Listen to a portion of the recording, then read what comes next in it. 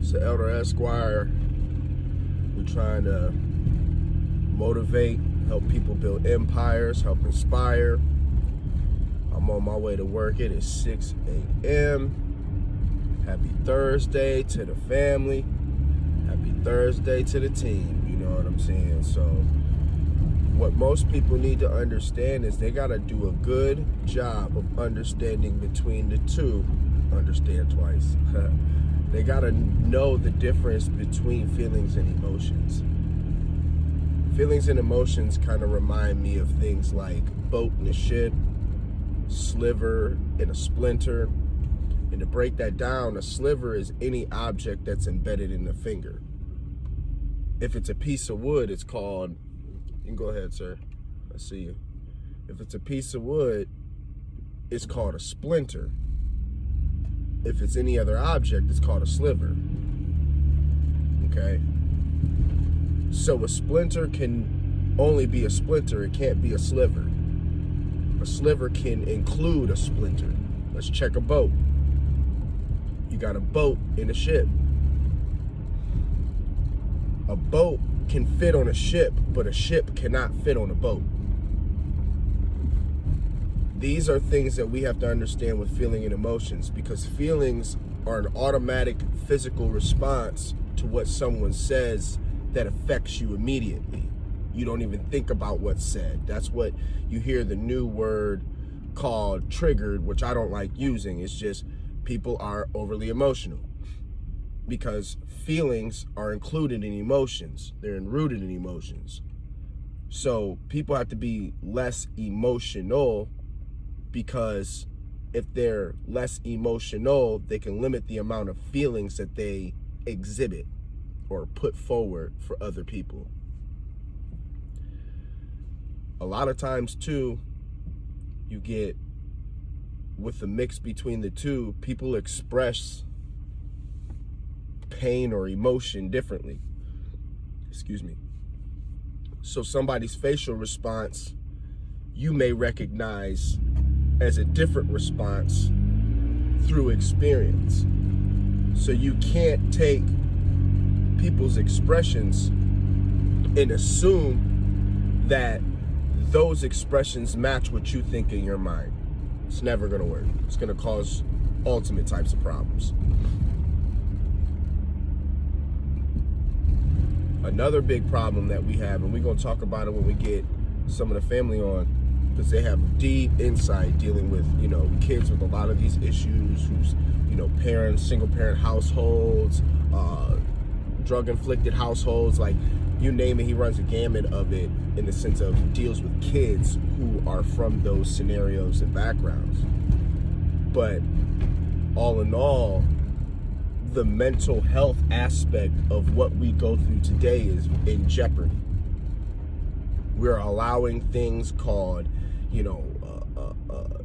shaming of people's weight when you let them know they're eating the wrong stuff.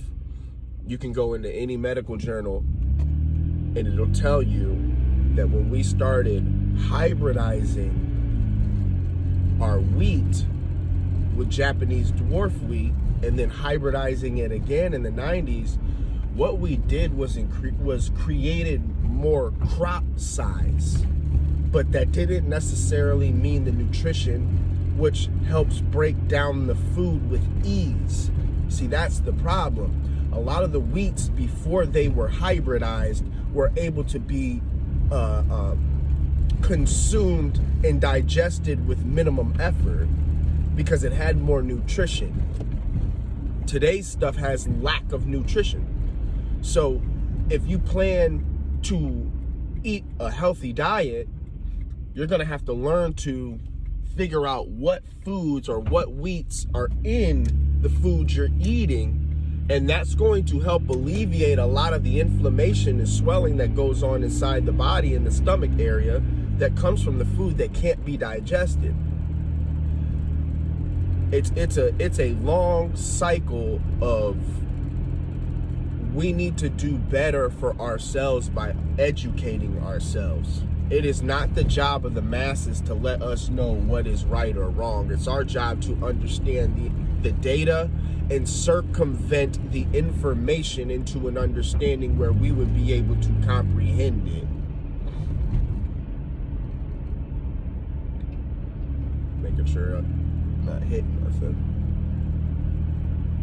So, all in all, we got a duty as to humanity to make sure that we are putting things in proper order and perspective. Most animals spend half their day looking for quality food to eat. Our culture is, let's run to McDonald's, or let's run here to go grab something. Let's go do this. And even when we cook, we're cooking from canned foods. We're cooking from stuff that we bought from the grocery store because we physically can't make it. So when we run into the issue of what we have now with railroad problems, supply chain problems, cost of food goes up, people can't eat. But people yet to stop relying on others to survive. They rely on others still. And the economy is not going to get much better with the quantitative easing, and then the more printing of money, and then the quantitative easing, or tightening, quantitative tightening, and then printing of more money. So we don't produce as many goods as we need to in order to sustain a healthy GDP. So now we're in a position to where other countries see that our dollar has no value. Saudi Arabia is now offering other means of currency to pay for their oil. So why would anyone want to keep our dollar if they can use other currencies that have more stable growth? Don't worry, I'll wait. So it all comes full circle. It all comes full circle. I work at a job where we produce buildings like Chick-fil-A's, Wendy's, McDonald's, and upper management made the comment, oh, well, such and such said we have nothing to worry about, so we have nothing to worry about when it comes to this pandemic 2022 crisis. And what I mean by that is, with the strikes of people quiet walking from work or quiet quitting, when you have railroads that aren't railway worker strikes that's going on right now, when you have literally unemployment rising, and then when you access the ability that other countries are no longer using our dollar, if the railway workers choose not to bring the wood to our facility, how can we produce or build anything? This is what crossed my mind when they're having the conversation. And in a nutshell, there's nothing they can do. The only thing they can do is find us busy work and or say, you know what, this isn't worth it. We're going to go ahead and it's one of the co-workers right there. We're going to go ahead and just have to lay you guys off. We can't afford to keep you. I've seen it. No one can guarantee your livelihood but you. And that's a huge part of this podcast, is I want people to understand you got to do for self, because no one out here is for you. You have to do for self first. So I pulled into the job. I appreciate y'all listening. We'll get at it again soon. Keep inspiring, keep building your empire, and then everything will come into fruition like it's supposed to. Take care.